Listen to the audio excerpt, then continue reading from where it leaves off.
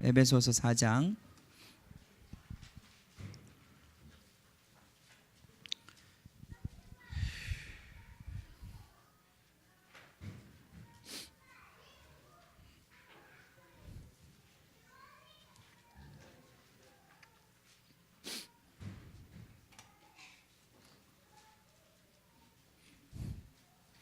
에베소서 4장 1절부터 16절까지 말씀을 읽겠습니다. 자, 한 절씩 교독하겠습니다. 그러므로 주 안에서 갇힌 내가 너희를 권하노니 너희가 부르심을 받은 일에 합당하게 행하여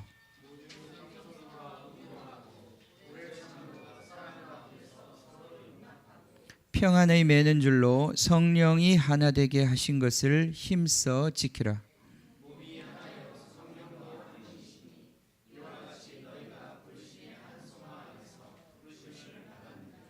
주도 한 분이시요 믿음도 하나요 세례도 하나요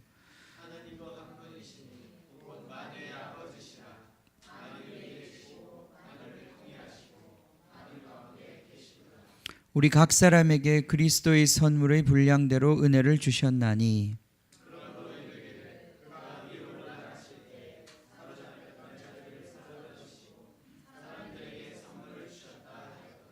올라가셨다 하였은즉 땅 아래 낮은 곳으로 내리셨던 것이 아니면 무엇이냐.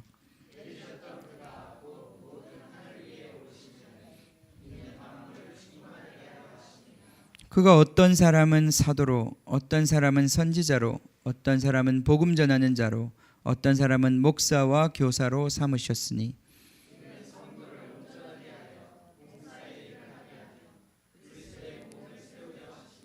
우리가 다 하나님의 아들을 믿는 것과 아는 일에 하나가 되어 온전한 사람을 이루어 그리스도의 장성한 분량이 충만한 데까지 이르리니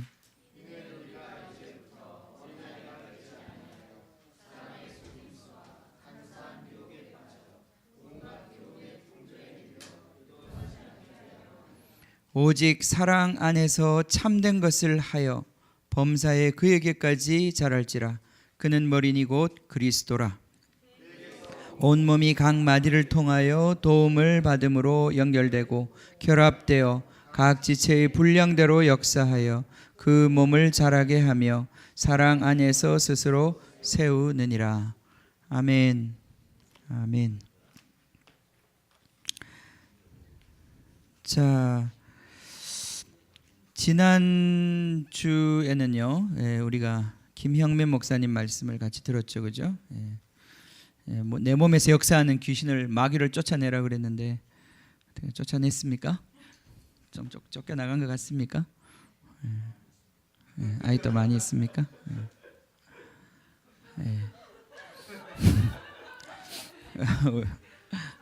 많이 있죠. 많이 있죠. 지난 시간에 했던 말씀 중에 보면 그런 말씀이 있어요, 그죠? 뭐 마약이 보약인 줄 알고 먹는 줄 아느냐. 마약 먹는 사람들이, 그죠? 마약 먹는 사람들이 그게 뭐 보약인 줄 알고 진짜 몸에 좋아서 먹는 줄 아느냐. 다 그게 홀려가지고 휩쓸려서 어쩔 수 없어서 하기 싫지만 한다는 말이죠. 그게 참 너무 아이러니입니다, 그죠? 이렇게 하면 망한다는 걸 알고 이렇게 하면 죽는다는 것도 알면서도 주체할 수가 없는 거예요. 이렇게 하면 내 인생이 망가진다는 거 알면서도 그걸 멈출 수 없는 것. 왜 그럴까요? 그게 이제 우리 삶의 가장 큰 딜레마잖아요, 그죠? 내 인생이 내 마음대로 안 되는 것뿐 아니라 내가 원하는 대로 안 되는 것 정도의 문제가 아니라 정말 나를 파괴하고 내가 아닌 줄 알면서도 그것들을 내가 어떻게 주체할 수 없다는 것. 그게 우리가 묶인 자라는 것, 사로잡혀 있는 자라는 것, 그죠? 그것이 증거인 거예요. 우리 안에 많습니다. 우리 안에 뭐 우리 최 집사님 말씀대로 정말 우글우글합니다, 그죠? 우글우글합니다. 그걸 인식하셔야 돼요. 정말 많습니다. 여기 보면 우리 오늘 말씀에도 보면 8절에 그가 위로 올라가실 때에 사로잡혔던 자들을 사로잡았다 그런 말을 하십니다, 그죠? 자, 예수님께서 우리를 구원하실 때 어떤 역사가 일어났는가? 사로잡혀 있던 자들을 그분이 사로잡았다. 예. 이 잠깐만 저기 소리 좀 잡아주세요. 예.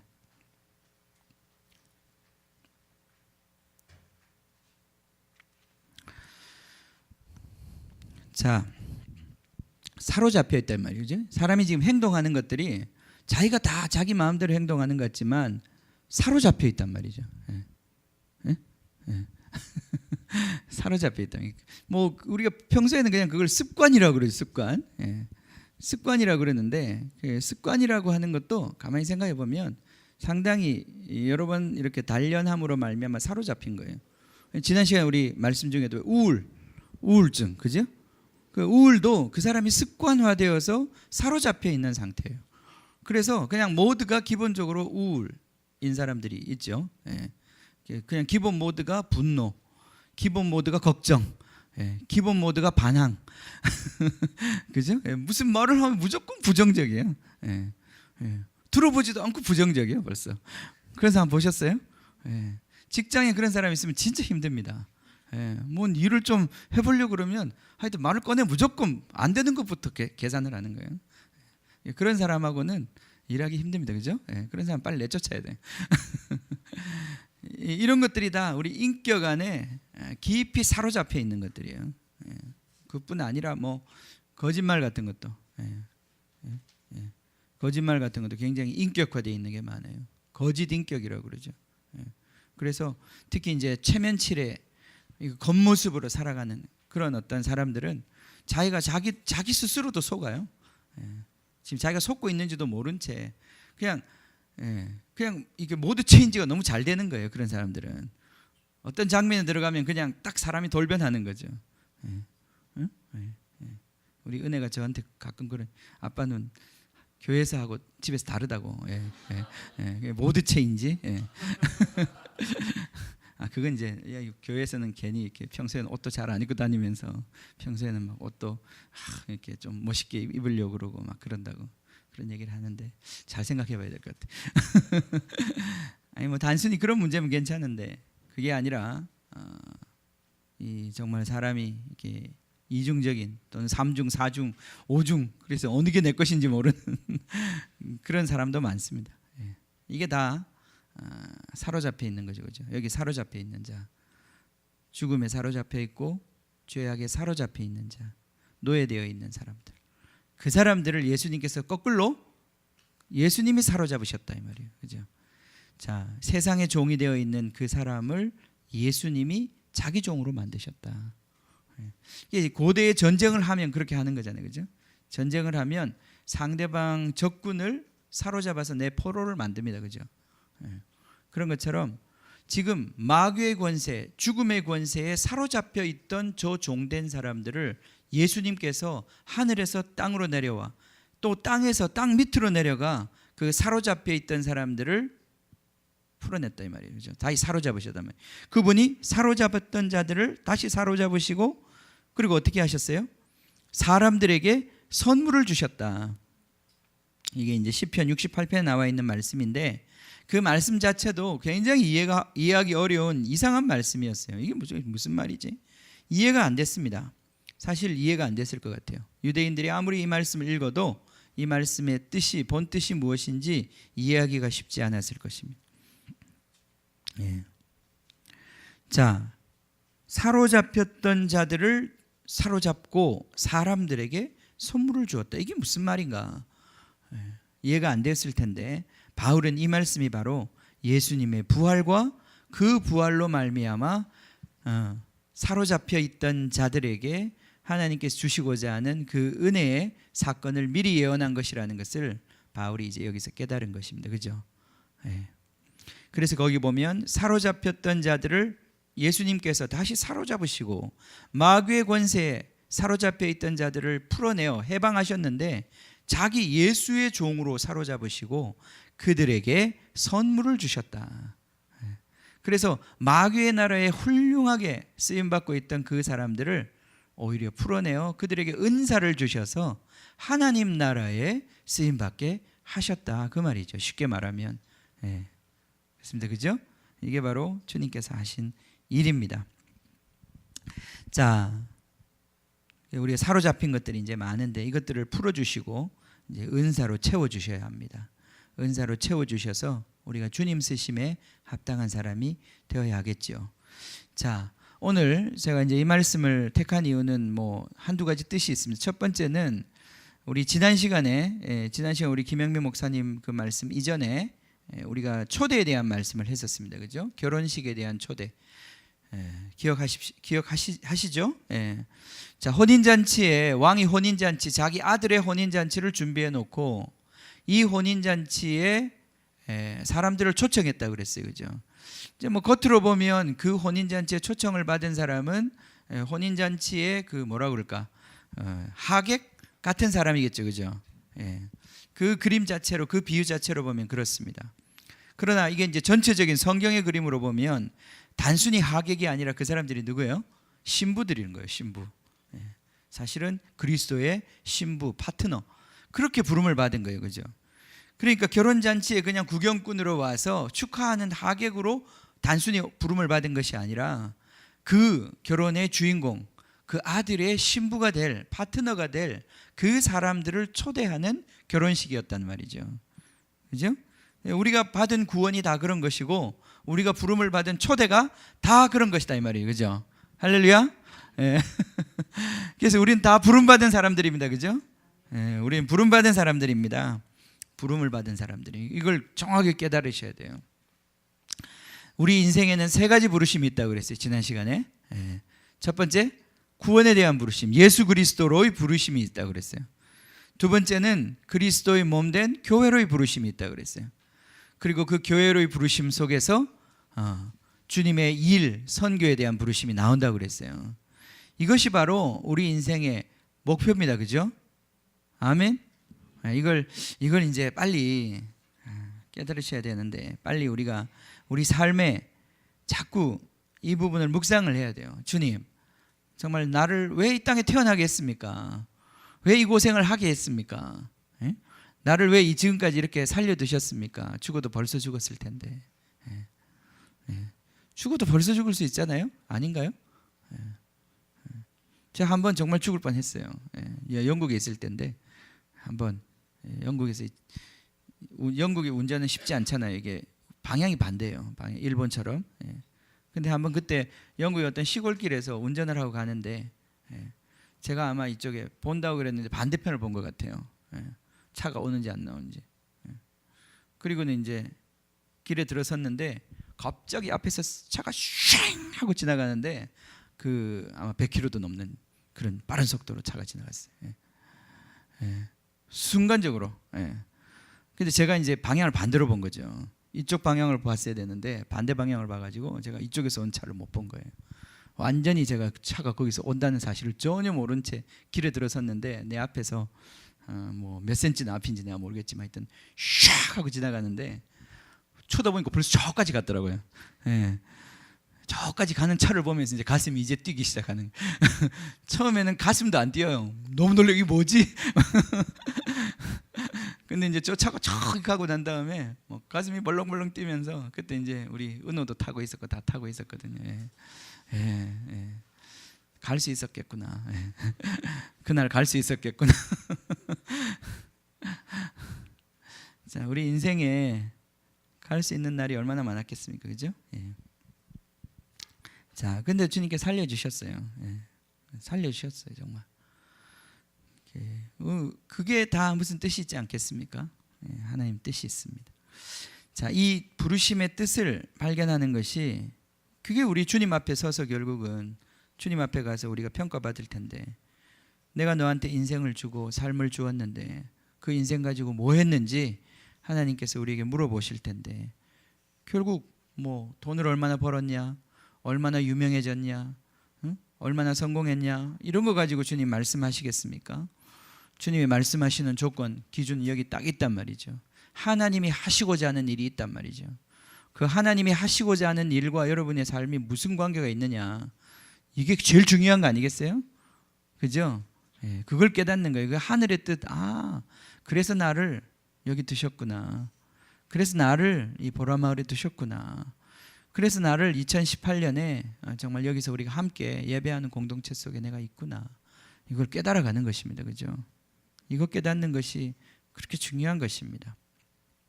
자, 주님의 목적을 봅시다. 주님의 목적은 뭐냐? 10절에 보면요, 내리셨던 그가 곧 모든 하늘 위로 오르신 자니, 자, 그분이 왜 그 귀찮게 하늘에서, 그 좋은 하늘에서 땅으로 내리셨다가 또 뿐만 아니라 죽으셨다가 다시 살아나셔서 하늘에 오르신, 왜 이 번거롭고 수고로운 과정을 다 하신 거냐 이 말이죠. 그 목적이 무엇인가? 10절에 무엇 때문에 그렇다고요? 만물을 충만하게 하려고. 이게 무슨 말이에요? 만물을 충만하게 하려고. 뭘로? 무엇으로 충만하게 하려고? 예? 무엇으로 충만하게 하는 거예요? 만물을 충만하게 하려고. 무엇으로 충만하게 하는 거예요? 예? 무엇으로? 거기 안 나와 있죠? 예, 안 나와 있어요. 그죠? 예. 만물을 충만하게 하려 하십니다. 무엇으로 충만하는 것입니까? 예수님이죠. 그죠? 사실 하나님으로 충만하게 하는 것입니다. 그걸 우리가 어떻게 알 수 있냐면 6절에 보면, 자, 하나님도 한 분이시니 곧 만유의 아버지시라.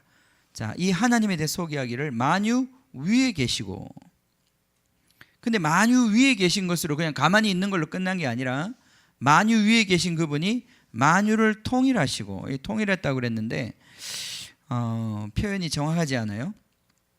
좀 모호합니다. 여기서 만유를 통일한다는 것은 여기서 정확하게 그 원어의 뜻을 보면 throughhim이에요. throughhim. 그분을 통하여, 그분 마음, 이제 그러니까 이 표현이 어떻게 되냐면 만물 over the all thing, 그 만물의 위에 계시는 분이 만물을 통과하여 만물 안에 있게 하시겠다. 지금 이 표현이거든요. 거기, 그죠? 맞습니까? 예, 이해가 되셨습니까? 제가 영어를 써서 너무 죄송한데, 예, 만물 위에 계신 분이 만물을 통하시고 만물을 어떤 과정을 거쳐서 그 만물 어떻게 안으로 들어가시겠다는 거예요. 예. 자, 다시 잘 이해해 봅시다. 자, 만물 위에 있는 어떤 존재가 이 만물을 어떤 프로세스, 과정을 거쳐 가지고 이 만물 안으로 들어가시겠다는 거예요. 그죠? 자, 그 안으로 들어간다는 것이 바로 충만케 한다는 뜻이에요. 그죠? 그러니까 결국 이 만물을 충만케 한다는 것이, 예수님이 하늘에서 땅으로 내려오셨다가 죽으셨다가 다시 승천하신 이 모든 일이 무엇을 하기 위해서? 충만케 하게 한다고 그랬는데, 뭘 충만케 한다는 게 뭘로 충만하는 거예요? 하나님으로 충만하는 거예요. 그죠? 그 바깥에 계신 하나님이, 초월에 계신 하나님이, 위에 계신 하나님이 어디로 오신다고요? 안으로 들어오신다 이 말이죠. 이 만물 안에 충만히 거하시는 하나님이 되시겠다는 거예요. 예. 우리가 정말 보고 있는 이 모든 세상, 이 피조 세계 안에 하나님이 들어오셔서 하나님이 거하시겠다 이 말이에요. 예. 단순히 저 하늘에, 저 하늘나라 그 영광스러운 곳에만 하나님이 계신 것이 아니라, 하나님이 이 피조 세계를 하나님께서 다시 사랑으로 구속하셔서 다시 회복시키셔서 이 만물 안에 들어오시겠다는 거예요. 그리스도로 충만케 하시겠다는 거예요. 이 모든 세상이 다 그리스도로 채워지게 하시겠다는 거예요. 이게 하나님의 목적이다 이 말이죠. 그죠? 예수님이 십자가를 지신 목적이다 이 말이죠. 그죠? 우리가 사는 목적도 이 목적이다 이 말이죠. 그죠? 우리가 사는 목적이 뭡니까? 그리스도를 충만히 채우는 것이, 하나님이 충만히 나에게 채워지고 나를 통해서 또 내가 속한 이 세상에 채워지는 것이 하나님의 목적이다. 아멘. 이 삶의 목적을 빨리 캐치를 하셔야 돼요.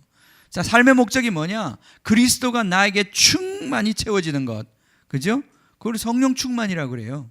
성령은 그리스도의 영이니까 성령이 나의 삶에 충만히 채워지는 거예요. 예? 교회 와서만 채워지는 게 아니라 내가 서 있는 곳곳에서 그분의 임재가, 그분의 충만하심이 나한테 기름 부으심이 흐르는 거예요. 예. 주님으로 채워지는 거예요. 그리스도로 채워지는 거예요. 이 안에 우리가 치열한 싸움이 있는 거예요. 지난 시간에 우리 김영민 목사님 하신 말씀대로 깃발 내리란 말이에요. 그죠? 깃발 내려. 그죠? 깃발을 내리란 말이에요. 깃발을 내려. 그리스도로 채워지지 않은 그 부분에 깃발을 내리는 거예요. 그리스도로 채워져야 되는 거예요. 내 안에 좀 머리끝부터 발끝까지 그리스도로 채워지는 거예요. 아침에 눈을 뜨자마자 잘부터 시작해서 밤에 잘 때까지 그리스도로 채워지는 거예요. 그게 바로 하나님이 여러분을 향해서 원하시는 하나님의 뜻이라니까요. 항상 기뻐하라. 쉬지 말고 기도해라. 범사에 감사해라. 그러니까 이 세 가지밖에 없어. 모드가 주님 안에는. 힘들다 기도 모드. 그죠? 좋다 감사 모드. 그죠? 그리고 항상 기쁨의 모드. 이 모드밖에 없단 말이에요. 우울 모드는 없다 이 말이에요. 그죠? 우리에게. 왜 그럼 우울 모드가 있느냐? 깃발을 세우고 있으니까 우울 모드가 되는 거예요. 그죠? 이 분노의 모드, 우울 모드, 뭐 짜증 모드, 스트레스 모드 이런 게 다 주님 나라에는 없는 모드라 이 말이죠. 그죠?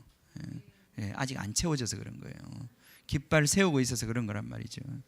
그걸 인식을 해야 되는 거예요. 빨리 주님이 채우시도록 그 부분에 주님이 언제까지 그 바깥에 서서 문을 두드리고 계셔야 되겠어요. 문을 열고 그분이 오셔서 그분이 영향력을 미칠 수 있도록, 그분이 말씀하실 수 있고, 그분이 지적할 수 있고, 간섭할 수 있고, 그분이 여러분의 삶의 주인 역할을 하실 수 있도록 여러분이 문을 여셔야 된단 말이죠. 그죠? 아멘. 아멘. 이 그리스도로 충만해지는 것. 오 주님, 이 부르심을 잊어버렸는데 우리에게 남은 게 뭐가 있겠습니까? 이 부르심과 상관이 없는데 그 하나님의 초대에 우리가 응하지 않는데 우리 인생에 무슨 의미가 있겠냐 이 말이죠. 하나님이 우리를 이 혼인잔치에 초대해 주셨는데, 그죠? 관심 없어. 보면 내 비즈니스 때문에, 내 소유 때문에, 그죠? 관심 없어요. 주님의 이 부르심에. 내가 악을 쓰고 내가 거짓말을 해서라도 내 것을 챙겨야 되겠고, 내 사업을 일으켜야 되겠다. 그 주님의 부르심하고 무슨 상관이 있냐고요. 아무 상관 없죠. 그래서 성공하고 그래서 돈 많아봐야 무슨 소용이 있냐고요. 그게 주님 나라에 무슨 의미가 있냐고요. 아무 의미가 없는 것입니다. 아무 의미가 없는 것이. 그래서 이 바울은 이런 표현까지 씁니다. 거기 보면 17절에 보면 그 마음에 허망한 것이라고 그랬어요. 이걸 그 마음에 허망한 것, 그런 걸로 이제는 더 이상 살지 말라. 헛된 야망, 헛된 그 생각, 그 허망함으로 이제 더 이상 살지 마라. 너희들은 그렇게 살 수 있는 존재가 아니라는 거죠. 그죠? 부름을 받았다는 거예요. 우리는 부름을 받았다는 거예요. 우리는 전혀 새로운 삶에 부름을 받았습니다. 우리 기억해야 됩니다. 주님이 혼인잔치에 우리를 부르셨다는 것을. 우리는 신부처럼 준비되어서 그 혼인잔치에 서서 주님과 함께 영원히 살 사람들이에요. 이 시간 우리가 정말 살아가는 이 삶은 주님의 그 목적 때문에 우리가 훈련받는 시간이요, 또 주님의 그 사명을 이루어가는 시간이다 이 말이죠. 자, 우리의 관심이 점점 주님의 이 부르심에 집중해야 합니다. 집중해야 합니다. 왜냐하면 쉽지 않아요. 우리가 성경에 나와 있는 그 어리석은 사람들, 그 하늘의 부르심을 거절하고 그냥 자기 비즈니스에 바빠서, 자기 생각에 바빠서, 자기 것에 꽉 차 있어서, 자기 오락 스케줄에 꽉 차 있어서 더 이상 하나님의 부르심에 관심도 없고 반응할 수 없었던 그 사람들이 겪을 수밖에 없었던 그 비참한 결말을 인식을 해야 된다 이 말이죠. 우리는 인생을 그렇게 살 수 없습니다. 그렇게 살 수 없습니다. 자, 오늘 이제 말씀 봅시다. 자, 정신을 차리고 말씀을 봅시다. 4장 1절. 그러므로 주 안에서 갇힌 내가 너희를 권하노니 너희가 부르심을 받은 일에 합당하게 행해야 된다. 아멘. 자, 우리를 불러주셨습니다. 그죠? 그 부르심은 은혜로 초대하는 것이고 하나님의 잔치에 초대하는 것이지만은 이 부르심에는 합당한 삶의 모드가 있어요. 그죠? 합당한 삶의 방식이 있어요. 그죠? 이 부르심에는 합당한 그 부르심 속에는 우리가 마땅히 취해야 할 삶의 방식이 있어요. 또 우리가 해야 할 일들이 있어요. 그죠? 우리가 또 포기해야 될, 헌신해야 될, 정말 심지어는 순교까지 해야 될 그 부르심에는 어떤 요구사항들이 있어요. 그것에 합당하게 행해야 된다 이 말이죠, 그죠? 예. 아니 혼인 잔치에 와 있었지만은, 결혼 잔치에 와 있었지만 예복을 입지 않은 그 사람은 합당한 삶이 없다는 얘기거든요. 합당하지 못했다는 게. 친구요, 어찌 이 자리에 예복을 입지 않고 와 있느냐, 그죠? 우리가 부름을 받았으면 이 부름에는 마땅히 그 부름에 따라오는 합당한 삶의 조건들이 있는 거예요, 그죠? 예. 이것을 합당히 우리가 행해야 된다 이 말이에요. 아멘.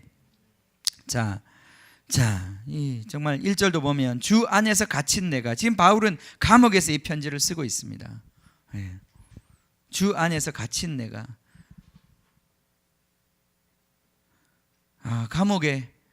감옥에 있는 게 얼마나 힘들겠습니까, 그죠? 감옥에 있는 게. 인생으로 봐서는 바울이 지금 감옥에서 이 편지를 쓰고 있는데 누가 누구를 걱정해야 합니까? 그죠? 바깥에 있는 사람, 안에 있는 사람 걱정해야 될 텐데 지금 바울은 감옥 안에서 바깥에 있는 사람들을 걱정하는 거예요. 내가 너희들을 권한다. 너희들 제대로 살아야 된다. 부르심에 합당하게 살아야 된다. 그죠? 감옥에 갇히는 게 인생의 목표겠습니까? 근데 지금 바울은 감옥에 갇힌 것을 부끄러워하는 게 아니라 주님 안에서 감옥에 갇혀 있으니 그것조차도 영광이 되는 거죠, 그죠? 이게 주 안에 사는 사람의 영광입니다. 주 안에서 갇혀 있다.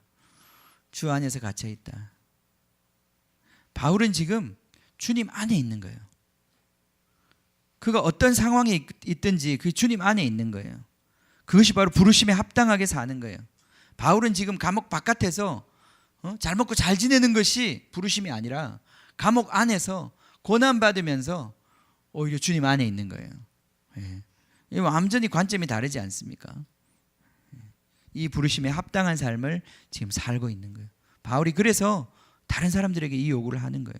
너희도 이 부르심에 합당하게 살아야 된다. 이 결혼의 초대에 합당하게 살아야 된다. 아멘.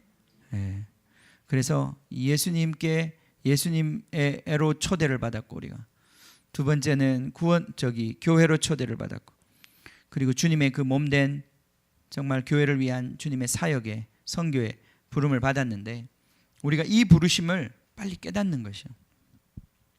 이 부르심 깨달아야 합니다. 우리 신앙 중심의 삶을 살아야 합니다. 그죠? 신앙이 우리 중심이 돼야 돼요. 그죠? 아멘. 이런 수준 낮은 설교를 해서 너무 죄송합니다만, 이 수준 낮은 설교 왜 나온지 모르겠네. 신앙 중심의 삶을 살아야 됩니다. 그죠? 근데 이 시대는 정말 그렇지 않은 것 같아. 신앙이라는 게 얼마나 점점 중심부에서 밀려가고 있어요. 그죠? 이제는 액세서리조차도 아닌지도 모르겠어요. 구겨가지고 막 쓰레기통에 집어넣는 수준이에요. 집에 놓고 가도 아무런 문제가 없어요.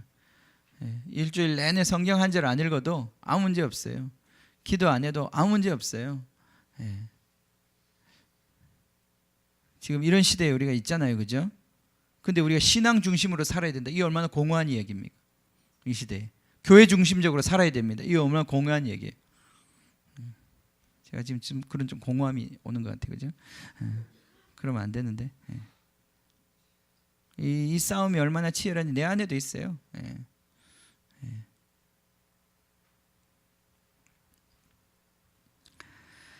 자, 다시 부르심에 어떻게 반응할 것이냐, 주님의 부르심 앞에 어떻게 반응할 것이냐, 이게 남의 얘기가 아니라는 거예요. 심각합니다. 심각한 얘기예요. 이 시대에 주님의 부르심을 너무나 우습게 여기는 그런 시대 속에 우리가 살고 있기 때문에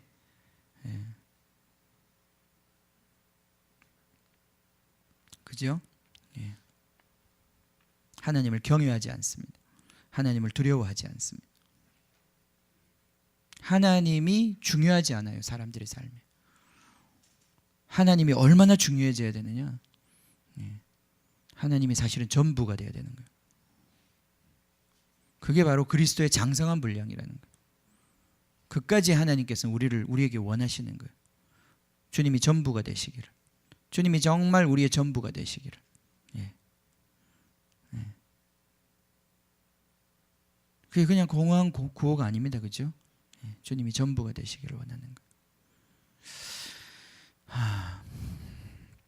자, 부르심에 합당하게 행해야 된다. 2절 봅시다. 예. 모든 겸손과 온유로 하고 오래 참음으로 사랑 가운데 서로 용납하고 평안에 매는 줄로 성령의 하나 되게 하신 것을 힘써 지켜라. 예. 자, 이것이 바로 부르심에 합당하게 행하는 하나의 모습입니다. 겸손, 온유, 오래 참음으로 사랑 가운데 서로 용납하고 평안에 매는 줄로 성령의 하나 되게 하신 것을 힘써 지켜라.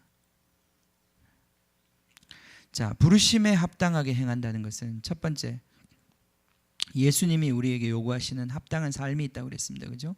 개인적으로 그렇습니다. 예. 자, 근데 그 삶에는, 부르심에 합당한 삶에는 그냥 개인적인 거룩만 있는 게 아니에요. 거기에는 사랑하는 삶을 얘기하는 거예요. 그죠? 예. 사랑을 배우셔야 하는 거예요. 이 부르심은 결혼의 부르심이라고 그랬잖아요. 결혼이라는 게 뭡니까? 사랑의 결론 아니에요. 그죠? 아닌가요? 예. 결혼은 뭐의 결론입니까? 원래는 사랑의 결론이었어요. 예, 사랑의 결론. 예수님이 우리를 혼인잔치에 초대했다는 것은 사랑의 잔치에 초대하신 거예요. 그죠? 예. 사랑을 배우지 못하면 우리는 하나님 나라에 들어갈 수 없는 거예요. 그죠? 사랑하는 자가 되고 사랑을 받을 줄 알고 사랑을 할 줄 아는 사람이 되어야 되는 거예요. 그죠? 예. 이게 제일 중요한 거예요. 우리 삶에. 내가 어떻게 사랑을 받을 것이냐, 내가 어떻게 사랑을 할 것이냐. 아멘. 아멘. 이걸 배우는 거예요. 우리 교회 생활을 통해서 이걸 배우는 거예요. 예. 어떻게 정말 사랑할 수 없는 사람을 사랑하는 법을 배우는 거예요. 그죠? 예. 아니, 예언이가 그렇다는 게 아니라 우리 다 마찬가지 아니겠어요? 예. 사랑할 수 없는 사람을 사랑하는 법을 배우는 거예요. 그거 혼자서 안 되는 거거든요. 사랑을 어떻게 혼자서 연습합니까? 그건 불가능한 거예요. 사랑을 주는 것도 배우는 것이고 받는 것도 배우는 것이. 그 사람 사랑 안에, 다른 사람 사랑 안에 거하는 것도 배우고 또 그 사람의 사랑으로 내가 품는 것도 배우는 거예요. 우리가 권위에 대한 이야기를 얼마 전에 했습니다. 그죠? 권위라는 게 그런 거라는 거예요. 권위. 권위가 뭐냐? 권위를, 우리는 사람은 다 태어나면서부터 권위 속에서 자랍니다. 그죠? 예? 예, 우리 아이들이 저렇게 행복한 이유가 뭡니까? 세상이 뭔지 모르니까 그런 거 아니겠어요? 그죠? 예, 난 정말 우리 은혜를 볼 때마다 정말 너 어떻게 그렇게 이렇게 아무 생각이 없냐? 아무 걱정이 없냐? 그게 왜 그렇습니까? 제가 바람막이가 되고 제가 보호막이 되니까 걔는 그 안에서 천국을 누리고 사는 거예요. 예, 그죠? 부모의 권위 아래 있기 때문에 걔는 행복한 거예요. 자, 우리가 한 12살까지는 이렇게 자랍니다. 모든 사람들이. 사실은 그렇게 자라게 돼 있어요. 12살까지 막 세상을 그때부터 벌써 알아가지고, 예? 막 수아 같은 애가 막 집에서 고민하고 있고 어떻게 살아야 될지, 나는 어떻게 살아야 될지 막 아빠가 밥 먹자 그래도 좀 생각해보고 먹겠다 그러고 그러면 어떡하겠어요. 그죠? 예. 12살까지는 그게 아닌 거예요. 그냥 천진난만하게 그 부모가 모든 게 인생의 짐을 지고 그냥 사는 거예요. 그게 권위 속에 살아가는 거예요. 권위 속에 사랑을 받는 걸 배우는 거예요. 사랑받는 거는 믿음으로 받는 거예요. 믿음과 순종으로 살아가는 거예요. 걔에게 필요한 모든 것들은 다 그냥 믿음으로 받고 순종하면 다 해결이 되는 거예요. 걔에게 문제가 되는 것은 불순종하는 것만 문제가 되는 거예요. 엄마가 가지 말라는 것, 하지 말라는 것, 먹지 말라는 것, 그거 먹을 때만 문제가 생기는 거예요. 그러니까 이 보호, 부모의 보호 아래, 부모의 공급 아래, 부모의 인도 아래, 그 권위 아래 그 아이가 그냥 그렇게 사는 것이 행복이에요. 사랑을 받는 거예요. 이 사랑을 잘 받고 많이 받은 사람은 일단은 건강하게 자랍니다. 사랑을 받을 줄 아는 사람이 되는 거예요. 근데 대체로 보면 이제 12살 이전에 삶이 그렇게 쉽지가 않잖아요. 그죠? 쉽지 않습니다. 왜냐하면 그게 그렇게 세상에 녹록지 않거든요. 그러다 보니까 우리 아이들이 그때 벌써 이 세상이 좀 그렇게 완전히 안전한 곳은 아니구나. 뭔가 좀 내가 내 앞가림을 해야 되는구나. 아이들이 내 걸 좀 챙겨놔야 되는구나. 벌써 5살짜리, 6살짜리가 내 걸 좀 챙겨놔야 나도 만일에 대비해서 혹시 이 사랑의 공급이 끊어졌을 때, 그죠? 그리고 엄마 아빠 그렇게 다 믿을 수는 없다. 상당히 좋은 분인 것 같긴 한데 다 믿으면 안 된다. 세상에 믿을 놈 없다. 이런 생각이 벌써 그죠? 목욕탕에 가서부터 벌써 딱 그죠? 오는 거예요, 그죠? 믿으면 안 된다. 믿으면 안 된다. 이게 벌써 불신이 들어오는 거잖아요, 그죠? 왜냐하면 부모가 갖고 있는 그 권위 자체가 완전하지 않기 때문에 완전한 보호를 해주는 것도 아니고, 그죠? 완전한 공급을 해주는 것도 아니고, 뭐 부모도 맨날 길을 헤매고 인도도 잘못하고, 그죠? 뭐 이랬다 저랬다 그러고, 그죠? 그러니까 애들이 중간에 이제 자기 생각이 벌써 이게 사랑받는 데 있어서 결함이 생기기 시작하는, 사랑을 100% 받아들일 수 없는, 100% 신뢰와 믿음으로 살아갈 수 없는 그 뭔가가 이 안에 생기기 시작해요. 그 기능에 역기능이 생기기 시작하는 거예요, 우리 안에. 사랑을 받지 못해요. 사람을 믿지 못해요. 그 사랑 안에 안기지 못해요. 사랑을 받는 것도 굉장히 중요한 능력인데 사람이 사랑을 받지 못해요. 사랑을 받아야 그 사람이 행복하고 그 사람 내면이 강해지고 그 사람이 만족하고 또 다른 사람에게 사랑을 베풀 수 있는데, 사랑을 받을 수 없는 사람이 되니까 모든 세상의 모든 것들이 다 부정적으로 보이는 거예요. 자, 이런 사람들이 이제 점점 사랑을 받는 자리에만 있는 것이 아니라 나이를 먹어가고 세월은 우리를 기다려주지 않죠, 그죠? 어느 순간인가 우리가 사랑해야 되는, 이제 나눠줘야 되는, 누군가를 보호해줘야 되고 누군가를 인도해야 되고 누군가를 공급해줘야 되는 그 자리까지 왔단 말이죠, 그죠?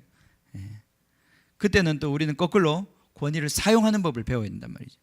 사랑을 하는 법을 배워야 된다. 사랑을 받는 법도 배워야 되지만 사랑을 하는 법도 배워야 된단 말이에요, 그죠? 근데 이제 사랑을 잘 못하는 거예요. 사랑할 줄 모르는 거예요. 사랑할 줄 모르니까 사람을 조종하고 억압하고 막 이렇게 되는 거예요.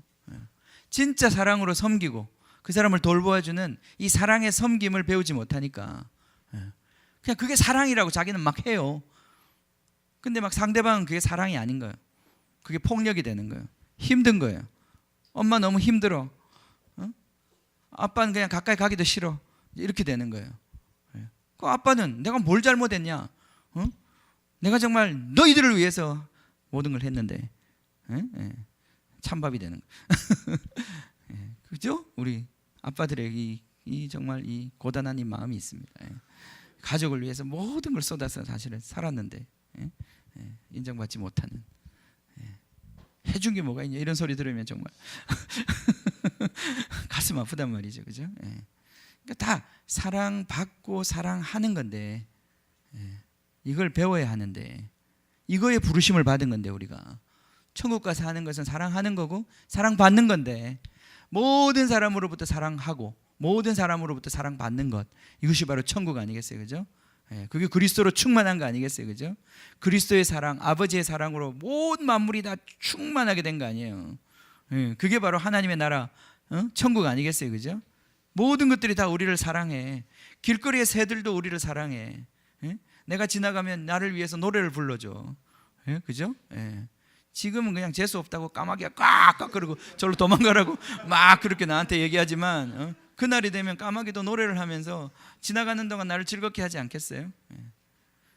자기가 받은 걸로 자기가 사랑을 베풀고 나도 그들에게 사랑을 베푸는 거예요. 사랑의 순환이 일어나는 거란 말이죠. 저는 아침에 여기 오늘 일찍 나와가지고 바깥에 내다보니까 이쪽에 지금 공터가 있잖아요. 그래서 참 이 공터를 보면 저는 감동이 있을 때가 있어요. 거기 자란 들풀들을 보면 어떻게 저렇게 잘 자라는지, 그리고 색깔이 너무 예뻐요. 적당히 노란 색깔, 찐노랗지도 않고 막 그래 너무 옅지도 않고 너무 자연스러워.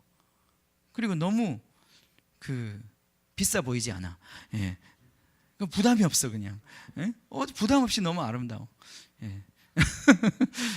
제 이 감수성에 여러분 얼마나 동참하실지 모르겠는데 그죠? 이 아름다움이에요. 아름다움. 이 세상이 그런 주님으로 충만한, 그리스도로 충만한 그런 세상을 주님께서 오는데, 그죠? 그 세상이 지금 오는데, 그 세상을 향해서 지금 우리를 부름을 받았는데, 그 혼인잔치를 위해서 우리를 부름을 받았는데 우리 왜 그렇게 그것에 무관심하냐 이 말이죠. 도대체 뭐 그렇게 바쁜 일이 있어서, 예? 우리 인생에 뭐 그렇게 중요한 일이 있어서 그렇게 우리는 주님 앞에서 그 부르심 앞에서 그렇게 내빼냐 이 말이죠. 가봐야 아무것도 없고, 가봐야 집에 빈집에서 텔레비전 켜놓고 앉아 있을 거면서, 그럼 뭐하러 그렇게, 예? 주님의 부르심 앞에 그렇게 비싸게 구냐 이 말이죠, 사람들이. 그죠? 그죠? 예. 이 주님의 부르심, 이 놀라운 부르심 앞에 왜 반응하지 못하는가 이 말이죠. 주님이 우리를 사랑으로 부르셨습니다. 그죠? 예, 이 사랑을 배워가야 합니다. 그 때문에 우리에게 지금 새로운 가족을 주셨어요. 가족, 표류에 의한 가족으로 안 된다는 거예요. 그걸로 될 것 같았으면 왜 주님께서 새로운 가족을 만드셨겠어요? 혈육으로 안 된다는 거예요. 혈통으로 안 되고, 육정으로도 안 되고, 인간의 뜻으로도 안 된다 이 말이에요. 아무리 인간끼리 사람의 뜻을 맞추어 가지고 그런 세상을 만들어 보려고 해도 안 된다 이 말이에요. 오직 하나님께로 난 자들만 하나님의 가족이 되는 거예요. 그래서 예수님께서 피 흘려, 엄마가 피 흘려 자녀를 낳는 것처럼 예수님께서 피 흘려 우리를 낳으셨단 말이죠. 주님의 그 영원한 말씀으로 우리를 낳아주셨고, 그 성령으로 우리를 새롭게 해주셨단 말이죠. 그래서 우리를 이렇게 불러주셔서 우리는 여기 있는 겁니다. 그죠? 여기서 우리는 이제 배워가는 거예요. 사랑을 배워가는 거예요. 우리는 여기서 한 사람 한 사람의 사람에 대해서 관심을 갖는 법을 배워야 되는 거예요. 그 얼마나 우리는 무관심한 사람인지 몰라. 사람들에게 무감각하고 무관심한지 몰라요. 그죠? 특히 우리 남자들 정말 회개를 많이 해야 돼요. 그죠? 그죠? 최 집사님 딱 맞습니다. 그죠? 우리 얼마 죄인이에요. 그죠? 맞습니다. 그죠? 부인 하나 만족시키지 못하고, 부인의 그 필요 하나도 느끼지 못하는데, 맨날 옆에서 자는 사람 그 필요도 못 느끼는데 누구를 사랑하겠어요? 그죠? 완전 사랑하라고 거기 갖다 집어넣어 놓고 완전히 전문적으로 얘만 사랑해봐 이렇게 하는데도 사랑 못하는데 누구를 사랑하겠어요? 이란을 어떻게 사랑해? 용감해요. 그죠? 선교사가 된다는 거예요. 얼마나 용감해요? 얼마나 용감해. 지금 옆에 있는 내 뱃속에서 나온 그 자녀도 사랑하지 못하는데 누구를 사랑한다고? 누구를? 근데 주님이 우리를 부르셔서 그 사랑을 훈련시키시는 거예요. 그죠? 사랑을 너무 로맨틱하게 보시지 마세요. 사랑을 훈련시키시는 거예요. 지금부터 사랑을 훈련시키시는 거예요. 자, 옆 사람에 대한 그 사람 표정이 안 좋아, 그 사람 좀 힘들어 보이는구나, 그런 것들을 느끼게 하시는 거예요. 전혀 나와 관계없는 사람들인데 주님이 이제는 점점 여러분의 이 사랑의 반경을 넓혀 가시는 거예요. 사람들이 큰 교회를 원하지만 큰 교회는 큰 그런 사랑을 할 수 있어야 돼요. 그렇지 않으면 교회가 커지는 게 오히려 더 문제가 많아요. 우리도 여기서 지금 우리 안에 있는 사랑에 승리해야 돼요. 우리 서로 얼마나 용납할 수 있고, 얼마나 참아줄 수 있고, 얼마나 이해할 수 있고, 얼마나 서로를 섬길 수 있고 자기 자신을 내려놓는지에 대한 우리 안에 사랑의 돌파가 있어야 돼요. 그 사랑의 그 연결이, 끈이 만들어져야 되는 거예요. 여기 보면 제가 이 본문이 너무 길기 때문에 하나하나 제가 다 설명을 할 수는 없는데, 되는 데까지 그냥 오늘 하고 그냥 받으러 가겠습니다. 제가 오늘 이 본문을 내가 다 할 생각으로 본문을 잡은 건 아니기 때문에 그냥 되는 대로 하는 거예요. 거기 보면 bond of peace, 평안의 매는 줄, 3절에 보면 그죠? 그죠? 평안에 매는 줄이라는 게 있다는 거예요. 자, 그 본문을 보면 평안에 매는 줄로 성령이 하나 되게 하신 것을 힘써 지켜라. 평안에 매는 줄이 있다는 거예요. 자, 우리의 관계 가운데 샬롬의 줄이 있다는 거예요. 그러니까 우리가 여기 있는 모든 사람들과의 샬롬, 평안이 이루어져야 되는 거예요. 그죠? 그걸 하나님께서 원하세요. 근데 우리 가운데 살다 보면, 우리가 같이 일하다 보면 어떤 말로, 행동으로, 또는 우리의 어떤 모질람으로 인해서 평안이 깨져요. 그죠? 저 사람이 미워 보이기도 하고 싫기도 하고 같이 밥 먹고 싶지도 않고 같이 가고 싶지도 않고 하고 싶지 않은 그 어떤 샬롬이 깨지는 것들이 나온단 말이죠. 그죠? 근데 하나님께서 그것들을 회복시키기를 원하시는 거예요. 그래서 이 안에서 모든 사람과 샬롬을 우리가 연습하는 거예요. 성령이 그것을 추구하시는 거예요. 우리 안에서. 그러니까 교회를 통해서 여러분의 인격이 바뀌기 시작하는 거예요. 자, 교회 생활을 대충 하면 여러분이 바뀌지 않습니다. 교회 생활을 잘하면 여러분이 바뀌게 돼 있어요. 아멘. 여러분 안에 그리스도가 충만하게 돼 있다니까요. 우리가 어떻게 바뀌겠어요? 어떻게 바뀌겠어요? 그 바뀌려고, 여러분을 바꾸시려고 여기 있는 거예요. 하나님의 은혜를 주시는 통로예요. 그죠? 교회가. 그리고 여기 있는 한 사람 한 사람이 다 하나님이 여러분에게 은혜를 주시는 통로라 이 말이죠. 그죠? 그래서 이것 속에서 우리가 서로 관계를 맺어가면서 사랑받는 것도 배우고 사랑하는 것도 배우면서 어떤 때는 사랑하라고 그러시고 어떤 때는 사랑받으라고 그러시고 그 가운데서 우리 안에 뭔지 모르는 본드, 줄이 자꾸 생기는 거예요. 이 평안에 매는 줄이 생긴다 이 말이죠. 우리 안에. 그래서 그 사람이 혹시 교회를 안 나오면 걱정이 되고 그냥 의무감에서 나오는 게 아니에요. 그런 거는.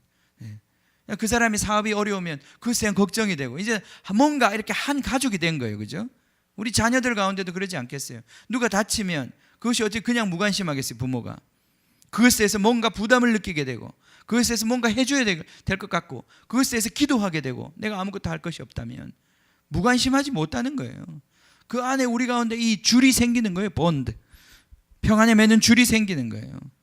이 줄로 말미암아 우리의 관계가 점점 이 그리스도의 관계, 그리스도의 몸의 관계로 빚어져 가는 것이란 말이에요. 힘줄이 들어가고 핏줄이 들어가고 우리가 몸이 되는 거예요. 서로 교통이 일어나고. 그런 사람이 선교를 가야 그 사람이 선교가 있는 것이 다 내 이야기가 되는 거예요. 그렇지 않고 그냥 선교 사람들만 가시면 그냥 자기들만 또 싸워야 되는 거예요. 그 얼마나 힘든 싸움이에요. 그렇게 싸우지 못하도록 하나님 말씀하셨어요. 그렇게 싸우면 안 되는 거예요. 우리가 그렇게 싸우면 안 되는 거예요. 우리 안에 이 사랑에 연합되는 줄들이 자꾸 생기는 거예요. 주님이 그게 우리 한 사람 한 사람을 통해서 어떤 때는 굉장히 생각지 않았던 어떤 사람을 통해서 제가 그런 적이 있습니다. 정말 저 사람은 나한테 10원도 헌금할 만한 그런 여유가 있는 사람이 아닌데 그 사람이 어느 날 나한테 깜짝 놀랄 그 돈을 헌금을 해요. 정말 나를 부끄럽게 하신 날이에요. 나는 맨날 그 사람 정말 너무 지지리도 가난해서 그 사람을 위해서 기도했는데 그 사람이 나한테 감당치도 못할 헌금을 해주는 거예요. 이걸 받아야 되나 말아야 되나. 그런 헌금은 오히려 뿌리치지 못하겠더라고요. 부자가 주는 헌금은 조금 의심스러워도 이런 가난한 사람들이 모든 걸 쏟아가지고 자기한테 드는 헌금은 그건 정말 그 안에 헌금을 받는 게 아니라 사랑을 받는 거예요. 돈을 받는 게 아니란 말이죠. 자, 그걸 위해서 우리는 교회를 주신 거예요. 그죠? 교회라는 게 그런 거라는 걸 아셔야 되는 거예요. 여러분, 교회를 통해서 우리가 변화되는 거예요. 교회를 통해서 그리스도의 몸으로 우리가 세워져 가는 거예요. 그래서 구원을 받으면 하나님께서 반드시 여러분을 이 사랑을 훈련할 공동체를 이끌어 주시는 거예요. 자, 그 주소를 여러분 잘못 받은 사람은 여기 앉아 있으면 안 돼요. 왜냐하면 여기서 잘 안 돼, 그런 사람들은. 왜냐하면 맨날 앉아서 졸고 은혜를 못 받아. 그런 사람은 정신 바짝 차리고 자기가 은혜 받을 수 있는 대로 가야 돼요. 그럴 분들은 빨리 가시고 거기서 은혜 받지 못하는 사람들을 빨리 보내주세요. 무슨 말이냐, 교회란 그런 곳이란 말이죠. 그냥 교회가 사람 많이 끌어모아서 될 문제가 아니에요. 이 안에서 하나님이 주시는 은혜를 서로 나눌 수 있는 부르심이라는 게 있단 말이죠. 그죠? 또 여기가 너무 마냥 좋아서 여러분이 여기 계속 앉아 있으면 안 돼요. 어떤 때는 여러분이 하나님께서 너무너무 여기를 떠나기 싫지만 마치 하나님이 천국에서 자기 아들을 내보내시는 것처럼 그 사랑의 관계에 있는 그 사람을 뽑아서 보내신다고요. 전혀 사랑받지 못하는 곳으로. 그런다고 해서 그 사람이 잊혀지겠습니까? 그렇지 않습니다. 이 사랑의 줄이 있는 사람들은 평안에 매는 이 줄이 연결되어 있는 사람들은 잊혀지지 않습니다. 잊혀지지 않는, 잊을 수가 없는 거예요. 이걸 우리가 여기서 훈련하는 거예요. 그로 말미암아 우리 한 사람 한 사람이 그리스도의 아름다운 장성한 분량에 이를까지 예수님 같은 모습이 될 때까지 우리가 이렇게 여기서 훈련받는 거예요. 그게 좋은 교회예요. 조용교회는 이것이 일어나고 있는 교회예요. 우리 안에서 서로가 서로에 대해서 진리의 빛을 비추어주고 사랑의 공급을 하는 이 관계가 이루어져야 되는 거예요. 그 사람이 막 신앙도 잃어가고 완전히 모든 것들이 다 믿음도 잃어버리고 점점 굳어지고 있는데도 그냥 방치된 그런 교회가 아니라 그것에 대해서 기도하고 그것에 대해서 눈물 흘려주고 그것에 대해서 정말 권면하고 어렵지만 심지어는 욕을 먹을지라도 좋은 이야기도 해주고 진리를 선포해주고, 그래서 어찌하든지 그 사람을 그리스도의 장성한 분량까지 이르도록 같이 싸워주는 이런 사람들의 공동체가 되어야 된단 말이죠. 이게 바로 교회 부르심입니다. 교회 부르심. 자, 교회를 봅시다. 몸이 하나요. 조금만 더 하겠습니다. 몸이 하나요. 성령도 하나요. 이와 같이 너희가 부르심의 한 소망 안에서 부르심을 받았다. 우리의 소망이 하나입니다. 그죠? 우리 부르심에는 하나의 소망이 있습니다. 약속이 있다는 말이에요. 이 부르심을 통해서 하나님이 이루고자 하는 하나님의 그 영광스러운 목표가 있다는 거예요. 그죠? 우리 부르심에는 그냥 여기서 그냥 우리가 좋게 그냥 사이좋게 그냥 교회 생활이나 하면서 그냥 종교 생활을 하면서 지내보자 이런 게 아니라 하나님은 우리를 부르신 목적이 있다 이 말이에요. 그 부르심의 소망을 이루신다 이 말이죠. 우리 한 사람 한 사람을 변화시켜서 이루시는 거예요. 여러분과 상관없이 이루시는 게 아니에요. 그죠? 어떤 교회는 보면 교회는 영광스러운 비전을 이루었는데 그 안에 교인들이 없어. 그럴 수 있어요. 다 도구로 사용되고 그 사람들은 성장하지 못했는데 그냥 사역만 하고 비전만 이루는 그런 어떤 성과를 내는 그런 교회가 될 수도 있어요.